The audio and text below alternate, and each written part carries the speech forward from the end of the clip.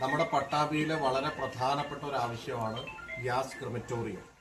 അതിന്റെ നിർമ്മാണ പ്രവർത്തനങ്ങൾ ആദ്യഘട്ടത്തിൽ 55 ലക്ഷം രൂപ MLA ഫണ്ടിൽ പൂർത്തീകരിച്ചിരുന്നു. ഈ പറഞ്ഞ ചുറ്റുമതിലും അനുബന്ധ സൗകര്യങ്ങളും എല്ലാം തന്നെ ഇതിന്റെ ഭാഗമായി ഈ റോഡ് കട്ടവിരിക്കലും അതുപോലെയുള്ള അനുബന്ധമായ എല്ലാ സൗകര്യങ്ങളും റൂഫ് ചെയ്യലും റൂമിന്റെ സൗകര്യങ്ങളും എല്ലാം ചെയ്തു. അതിനുശേഷം അടുത്ത ഘട്ടം എന്നുള്ള നിലക്കാണ് നമ്മൾ ഫണ്ട് അനുവദിച്ചുകൊണ്ട് 50 ലക്ഷം രൂപ അനുവദിച്ചു. ബഹുമാനപ്പെട്ട MP ഫണ്ട് അനുവദിച്ചു എന്ന് പറഞ്ഞുകൊണ്ടാണ് ആദ്യഘട്ടത്തിൽ നമ്മൾ മിഷീന് ഫണ്ട് അനുവദിക്കാതിരുന്നു. എന്നാൽ രണ്ടാമത്തെ ഘട്ടത്തിൽ അത് ഡിലേ ആവും എന്ന് കണ്ടപ്പോൾ MLA ഫണ്ടിൽ തന്നെ 50 ലക്ഷം രൂപ വീണ്ടും അനുവദിച്ച് അതിന്റെ പ്രവർത്തനങ്ങൾ ഇപ്പോൾ നടന്നുകൊണ്ടിരിക്കുകയാണ്. ഇപ്പോൾ ബർണറുകൾ അതുപോലെ തന്നെ ഗ്യാസ് ക്രിമറ്റോറിയത്തിന്റെ ചേംബർ അതിൻ്റെയൊക്കെ തന്നെ നിർമ്മാണം പൂർത്തീകരിച്ചുകൊണ്ടിരിക്കുന്നു. അതോടൊപ്പം തന്നെ ചെന്നിയുടെ പ്രവർത്തനം പൂർത്തീകരിച്ചു. അതോടൊപ്പം തന്നെ നമുക്കറിയാം ഇവിടേക്കുള്ള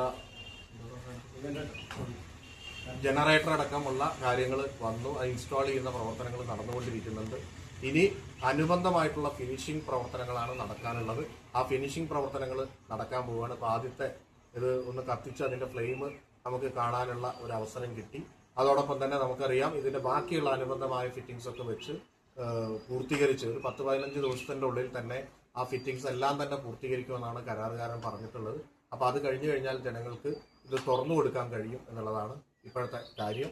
ബാക്കി ഇതിന്റെ ദൈനംദിന മെയിൻ്റനൻസ് മുനിസിപ്പാലിറ്റിയാണ് ഏറ്റെടുക്കേണ്ടത്. അത് ഏറ്റെടുത്ത് അവർ മുന്നോട്ട് പോകണം. അതോടൊപ്പം തന്നെ ഇതിന്റെ രണ്ട് ഭാഗത്തും ഇവിടെ ഇരിക്കാനും ചെറിയ സൗകര്യങ്ങളൊക്കെ ഉണ്ട്. അതുപോലെ ടോയ്ലറ്റ് കോംപ്ലക്സ് അടക്കമുള്ള കാര്യങ്ങൾ, ചെറുതായിട്ടുള്ള സംവിധാനങ്ങളൊക്കെ നമ്മൾ ബേസിക് ആയിട്ടുള്ള കാര്യങ്ങളൊക്കെ പൂർത്തീകരിച്ചിട്ടുണ്ട്. ഇനി കൂടുതൽ ആളുകൾക്ക് വന്നാൽ ഇരിക്കാൻ ചെറിയ ഗാർഡനും അനുബന്ധ സൗകര്യങ്ങളും വേണം.